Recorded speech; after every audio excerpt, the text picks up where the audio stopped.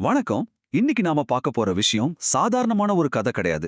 பிரபஞ்சத்தோட தொடக்கத்தையும் அதோட சமநிலையும் பத்தி பேசுற ஒரு பிரம்மாண்டமான காவியம். கற்பனைக்கே எட்டாத ஒரு காலம், அதாவது இந்த பிரபஞ்சமே உருவாகிறதுக்கு முன்னாடி இருந்த ஒரு இருண்ட வெற்றிடத்துக்கு நாம இப்போ பயணிக்க போறோம். சரி, நேரடியா விஷயத்துக்குள்ள போயிடலாம். காலம் அப்படிங்கிற ஒண்ணு உருவாகிறதுக்கு முன்னாடி எங்க பார்த்தாலும் ஒரே இருள் தான். நட்சத்திரங்கள் கிடையாது, கிரகங்கள் கிடையாது, எந்த ஒரு சின்ன சத்தமும் இல்லாத ஒரு ஆழமான அமைதி அங்க நிலவுச்சு. அந்த எல்லையற்ற மாபெரும் பால் சமுத்திரத்தோட நடுவுல நீல நிற ஒளியில ஒரு தெய்வீகமான சூழ்நிலை. அந்த அமைதியான இருண்ட வெற்றிடத்துல தான் விஷ்ணு ஒரு பிரம்மாண்டமான பாம்பின் மேல சயனிச்சபடி ஆழ்ந்த தூக்கத்துல இருக்கார். அந்த காட்சியோட பிரம்மாண்டத்தை ஒரு கணம் யோசிச்சு பாருங்க. இங்க தான் நாம நம்ம கதையோட மைய கதாபாத்திரத்தை சந்திக்கிறோம். அவர்தான் ஆதிசேஷன். 1000 தலைகளை கொண்ட முடிவில்லாத ஒரு மாபெரும் பாம்பு. இவரை அனந்தன்னு கூட அழைப்பாங்க. அனந்தன் அப்படின்னா என்ன? முடிவில்லாதவன், அதாவது எல்லையற்றவன் அப்படின்னு அர்த்தம்.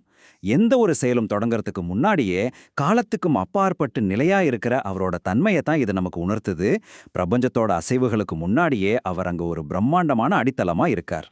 சரி, இப்போ பிரபஞ்சம் எப்படி பறந்ததுன்னு பாப்போம்.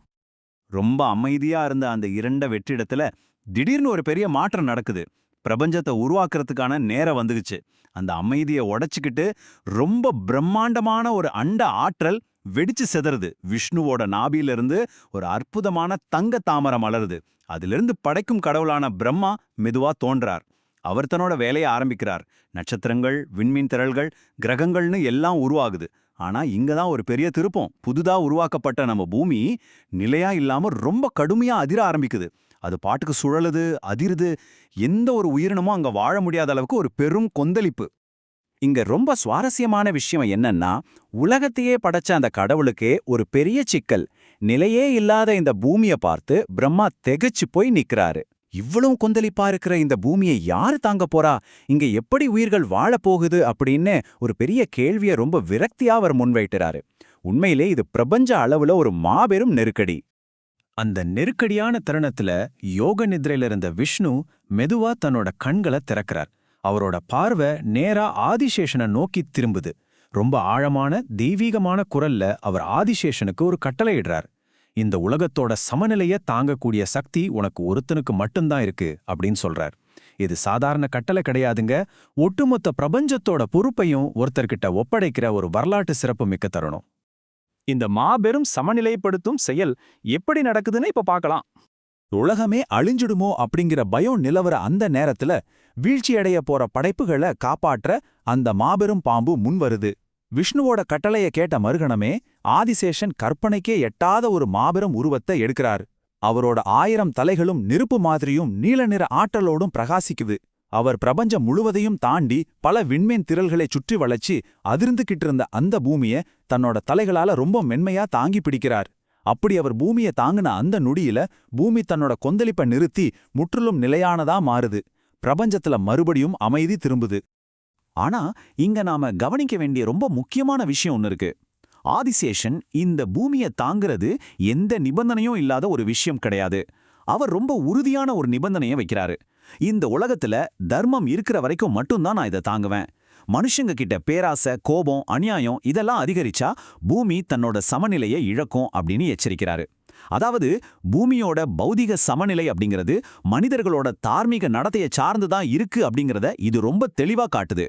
பழங்காலத்துல இயற்கை பேரழிவுகளை மக்கள் எப்படி புரிஞ்சுக்கிட்டாங்க அப்படிங்கிறதுக்கு இது ஒரு மிகச்சிறந்த எடுத்துக்காட்டு. நிலநடுக்கம் வரும்போது ஆதிசேஷன் அசைறார் அப்படின்னு பண்டைய மக்கள் நம்பினாங்க. அதாவது மனுஷங்களோட பாவங்களும் அதர்மமும் அதிகரிக்கும் போது பாரம் தாங்க முடியாம ஆதிசேஷன் தன்னுடைய எடைய மாத்துறார். அதுதான் பூமியில பூகம்பங்களா மாறுதுன்னு அவங்க நம்பினாங்க.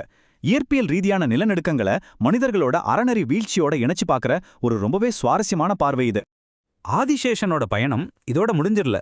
காலப்போக்குல அவர் எடுத்த தர்மத்தின் அவதாரங்கள் என்னென்னு பார்ப்போம். பிரபஞ்சத்தோட தொடக்கத்துல பூமியை தாங்கின ஆதிசேஷன் பிற்காலத்துல மனித உருவத்திலையும் அவதாரம் எடுக்கிறார். திரேதாயுகத்துல ராமர் அவதரித்தப்போ தர்மத்தை காக்க அவருக்கு துணையா லக்ஷ்மணனா அவர் பிறக்கிறார். அதுக்கப்புறம் துவாபர யுகத்துல கிருஷ்ணருக்கு அண்ணனா பலராமனாக அவதரிக்கிறார். அவர் ஒரு மாபெரும் பாம்பா இருந்தாலும் சரி, இல்ல மனித உருவத்துல ஒரு சகோதரனா இருந்தாலும் சரி, அவரோட ஒரே நோக்கம், ஒரே கடமை தர்மத்தை நிலைநாட்டுவது மட்டும்தான். இதுக்கெல்லாம் பின்னாடி இருக்கிற சமநிலையின் உருவகம், அதாவது அந்த ஆழமான தத்துவத்தை இப்ப புரிஞ்சுக்கலாம்.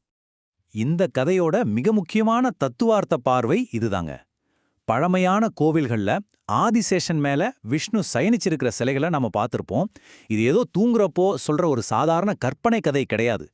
ஆதிசேஷன் அப்படிங்கிறது இந்த பிரம்மண்டத்தை இயங்க வைக்கிற கண்ணுக்கு தெரியாத ஒரு சமநிலை சக்தியே குறிக்குது. நம்ம பிரபஞ்சம் பௌதீக மற்றும் அறநெறி சார்ந்த ஒரு மிக நுட்பமான சமநிலையில இயங்கிக்கிட்டு இருக்கு அப்படிங்கிறத இந்த தொன்மக் கதை நமக்கு ரொம்ப அழகாவே உணர்த்துது. இறுதியா நாம எல்லாருமே சிந்திக்க வேண்டிய ஒரு முக்கியமான கேள்வி ஒன்று இருக்கு. இன்றைய நவீன உலகத்துல நாம இந்த உலகத்தோட நுட்பமான சமநிலையை சரியா பாதுகாத்துட்டு வரோமா, இல்ல நம்மளோட பேராசையாலையும் இயற்கையை அழிக்கிற செயல்களாலையும் அந்த மாபெரும் அண்டப்பாம்ப மறுபடியும் அதிர வச்சிட்டு இருக்கோமா? நம்ம ஒவ்வொருத்தரோட செயலும் இந்த பிரபஞ்சத்தோட சமநிலையில தாக்கத்தை ஏற்படுத்துது அப்படிங்கறத நாம என்னைக்குமே மறந்துடக்கூடாது.